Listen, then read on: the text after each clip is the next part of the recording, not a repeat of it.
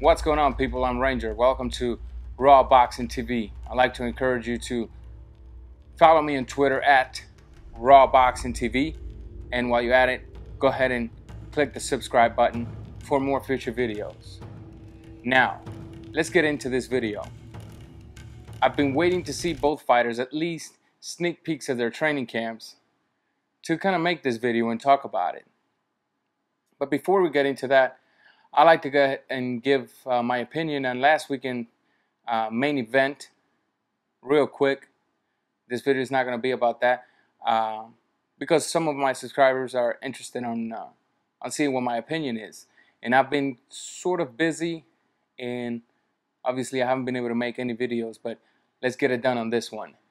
Obviously, I had this fight. I picked Martinez to win.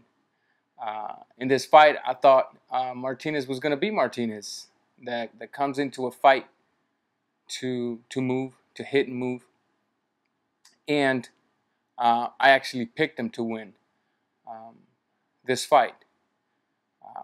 I did say it was a pretty even match at the beginning of my prediction video, due to the simple fact that we had two fighters well past their prime.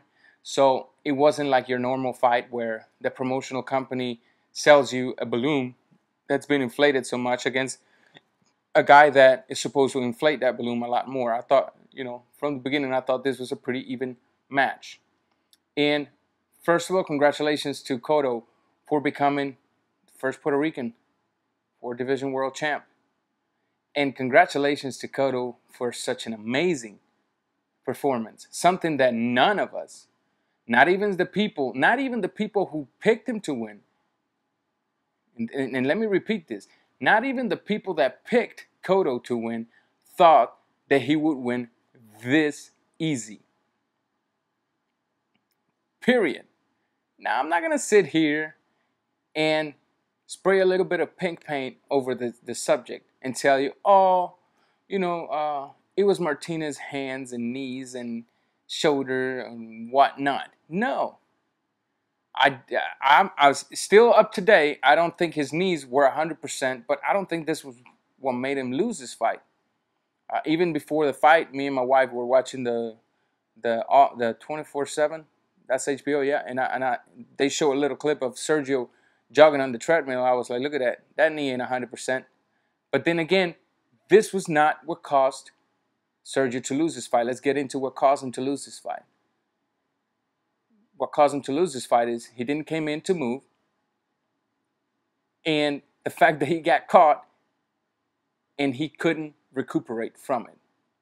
When I was watching the fight, I started looking at Cotto and I was like, oh, wow, good speed. Wow, good power. Wow, good shape. And then I thought, wow, this Cotto, it's in shape for this weight division so far. I know he did not fought, although this guy was the champion, I know physically he wasn't the elite fighter. But Cotto showed a heck of a physical condition for this weight division. Now, something that's been bothering me a little bit is that the casual boxing fan gets, and most of boxing professional writers start saying, well, wow, Freddie Roach has done an amazing job with Cotto. No, he hasn't. Cotto is still Cotto. Cotto is still the boxer he always was.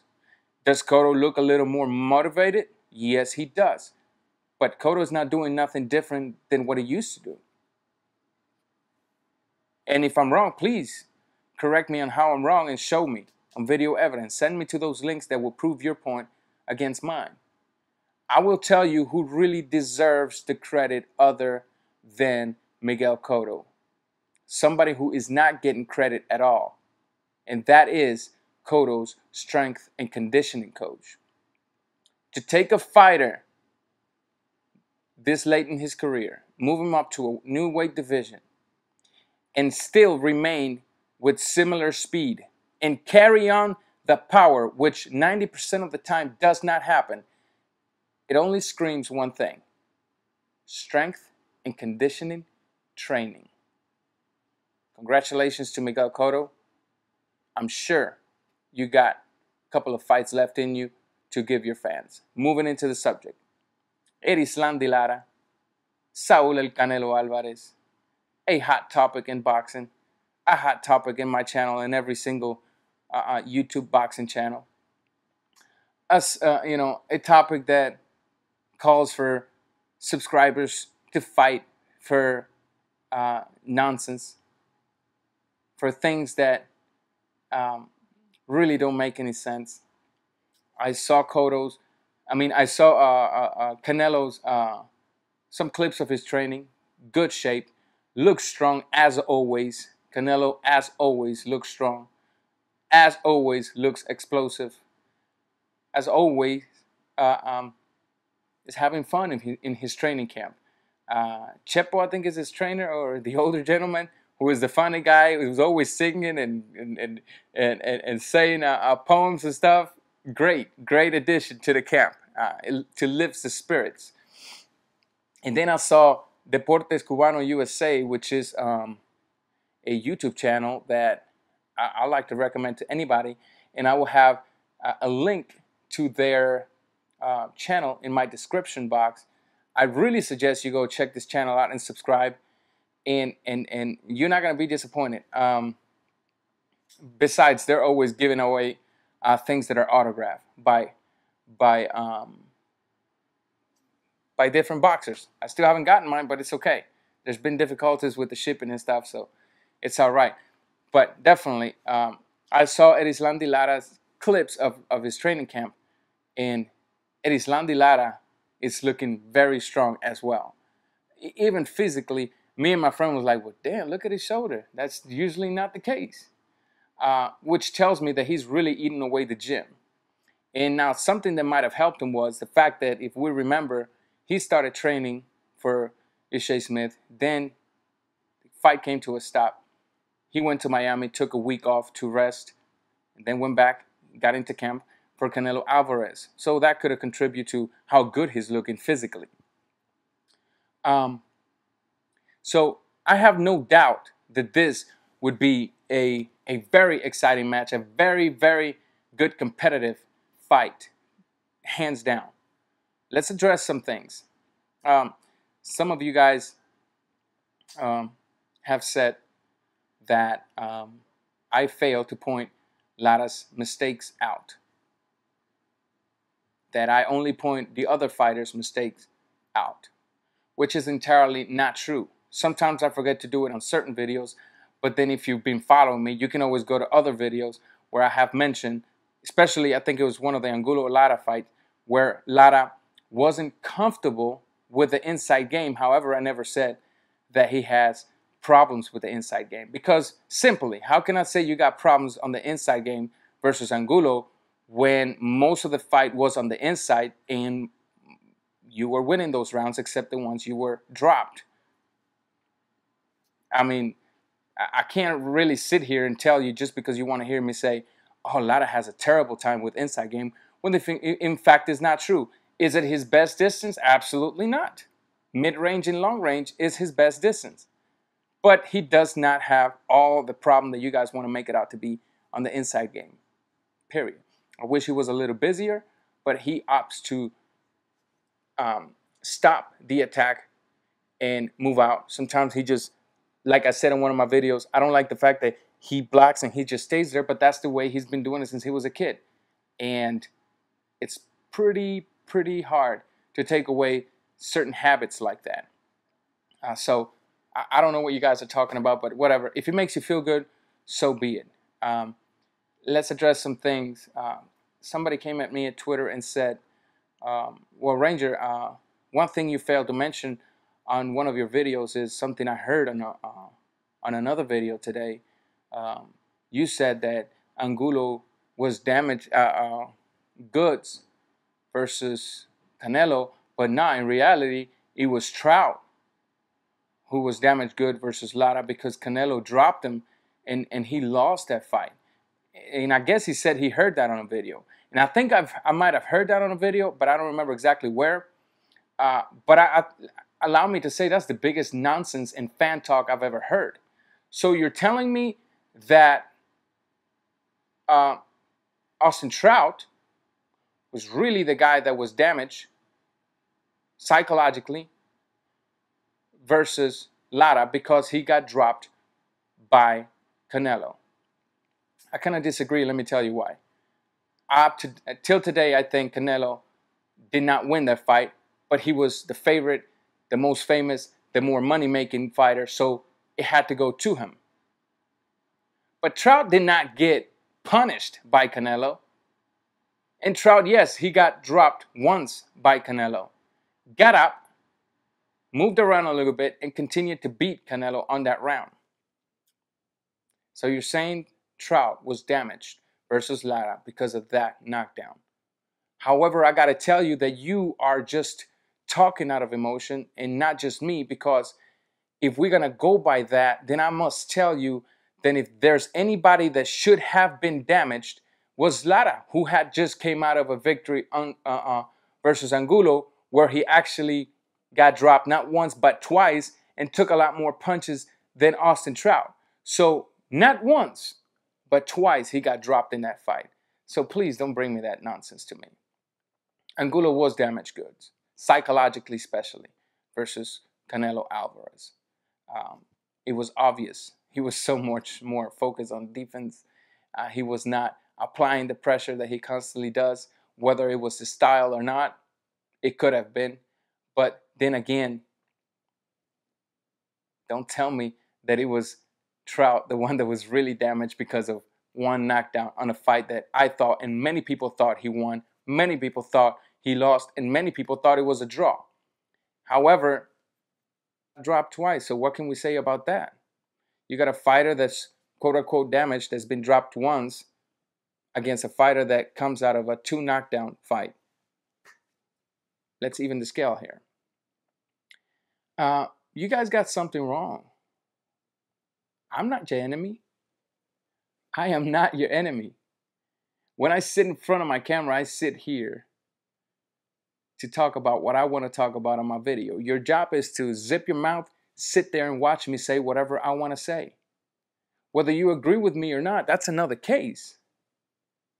Now notice one thing, and this is out of respect for anybody. Why is it that we always got to come up and start bombing each other with such a cruel, offending each other in the way that we do? Why? When there's no need to have a debate about a sport and have different points of views. There's no need for all this offensive stuff. And this goes for both sides. Cubans, Mexicans, this goes for Puerto Ricans, for whoever's watching. When you talk about a sport, there's no need to get into race as far as like dirty Mexicans and dirty Cubans. And because it doesn't fit in the subject. Let's keep that in mind. And maybe we can keep boxing at a better level when it comes to a moral standard. So I'm not your enemy. Let's get that out of the way. The guy that was, oh, you're so tough. I'm not tough at all. I am not tough. Mainly because I don't look for fights. I defend myself if I have to, but I don't look for fights. I've been successful. Yes, I'm an ex-fighter. I boxed many years, but I don't go around showing off. Matter of fact, hardly anybody that knows me can actually say that they know that I was a fighter, because I'm not a tough guy. Like, what kind of Christian would I be to go out there and start acting tough and looking for fights? I would defend myself, but no, I'm not tough. I'm just a normal dude.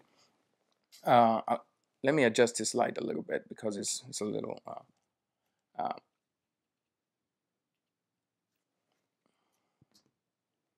But anyways, I still think that Erislandy Lara will be victorious in this fight. Who would I like to see Erislandy Lara fight next? Or who would I like to see Canelo fight next? There's talks of Lara and Mayweather. A lot of people want to see that fight. I want to see that fight. I would love to see. That's one of my dream fights right there. But I would also like to see Lara fight Cotto, or uh, Demetrius Andrade. Why not? And before, one guy came at me, spitting all that passionate talk. Oh, Ranger, I think he said, I agree with all your subject, which I appreciate. And I also, I think that if the Pacquiao Canelo fight will happen, Pacquiao versus Margarito 2 will happen. Allow me to stop you where you're at. Please do not keep going because the bars are down and the train is coming. You're going to get crushed. Allow me to go on record to say this. Pacquiao would get destroyed, completely destroyed by Canelo Alvarez. Don't do not think just because Canelo Alvarez got embarrassed versus Mayweather, it's going to happen the same thing with Pacquiao. Styles make fight. Pacquiao will get crushed, shipped in a box by Canelo Alvarez. Another thing I like to say, somebody came at me and say, well, do you think Erislandy Lara can possibly get robbed in this fight? Well, I think that if it happened versus Paul Williams, I think it can also happen here. Now, it's not to make an excuse. It's just the reality of the boxing world today. The promoters will do whatever they can to keep their financial investment alive.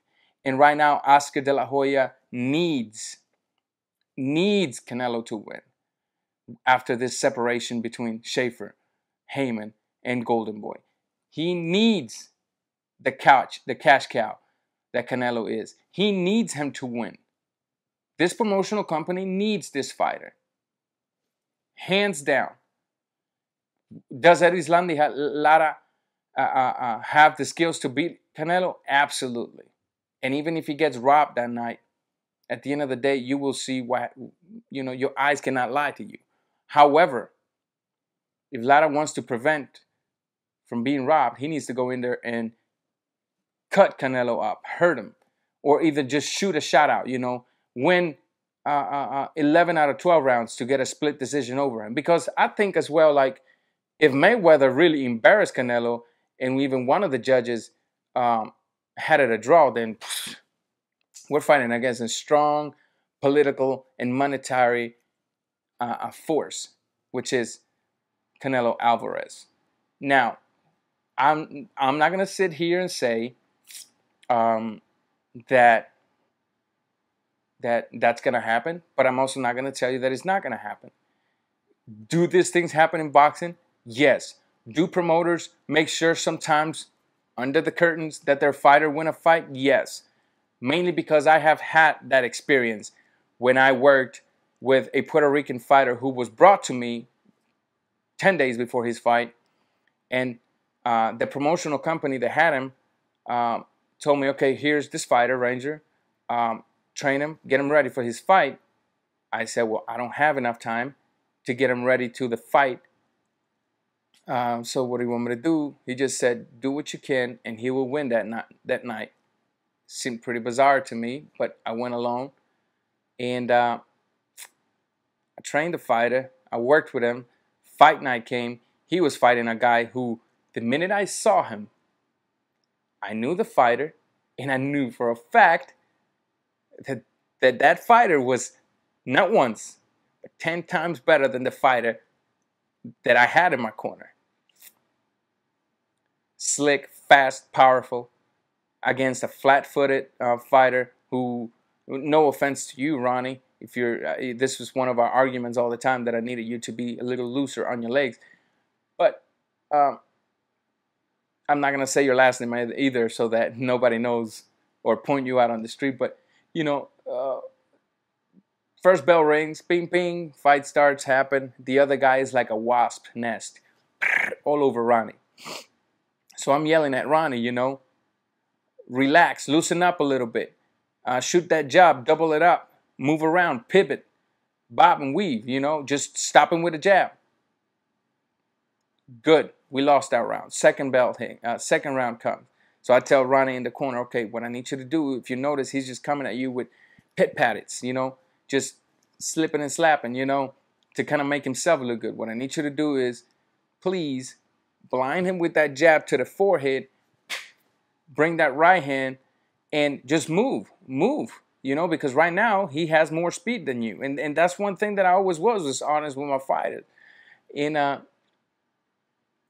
we lost that round. And I knew that we were going to lose that fight just because I knew the fighter. But then, as I was instructing my fighter, I look around to point at the other fighter, and I see the promoter approaches the other guy's corner and then goes back to his seat. And next thing you know, Ronnie comes out, lands a left hook that should have never hurt a wasp. The guy goes down for the count, never gets up. I'll leave that to your judgment. So yes, can a promoter make sure his fighter win? Yes. He can either influence the next fighter to give up the fight, and if that doesn't work, he can probably make sure the judges see the fight a different way than everybody else saw it. What's going to happen in this fight is the big mystery. It's going to be a fight where both fighters are going to fight in a totally different way than we've seen them fight. Many of you are claiming that Canelo is going to come plowing forward, applying pressure, when Canelo is not a pressure fighter. And if he does do that, he has the risk of getting counterpunched and being gasped by the 6th round. Many of you are claiming that Canelo is such a technical boxer that he will actually outbox Lara, which I will stop you and tell you Canelo pretends to be a technical fighter by trying to be a slick fighter, but the times he's been a slick fighter, one, it almost didn't work. And to me, it didn't work because, like I said, I repeat, he didn't really beat Trout in my eyes. And the other time where he tried to be a slick fighter, a very slick fighter, versus another slick fighter was versus Mayweather, and he absolutely lost. Then he was put in front of him Angulo, who absolutely, with the size of Canelo, right? And Canelo having a little bit of slickness, just a little bit, Canelo looked perfect. Angulo's state of mind, mixed with everything else, Canelo looked perfect. So impressive in that fight. Some of you are claiming that Erislandy Lara is going to knock Canelo out, which I got to tell you, it's hard to imagine, but it's boxing. We just never know. But it's really hard for that to happen. Some of you actually think that Erislandy Lara is going to come and pitch a shutout, which I got to tell you, I highly doubt this would be a shutout. I think this is a very competitive match. However, I still think Lara can beat Canelo Alvarez. I don't know your thoughts on this fight. I can't wait till the till the All Access come around and give us a little bit of the story to get us emotionally pumped for this fight. To you out there, get your facts straight. Don't come at me telling me that Trout was damaged for 1 knockdown, when in fact Lara had just came out of a 2 knockdown fight himself. That's it for now. Till next time, I'm out.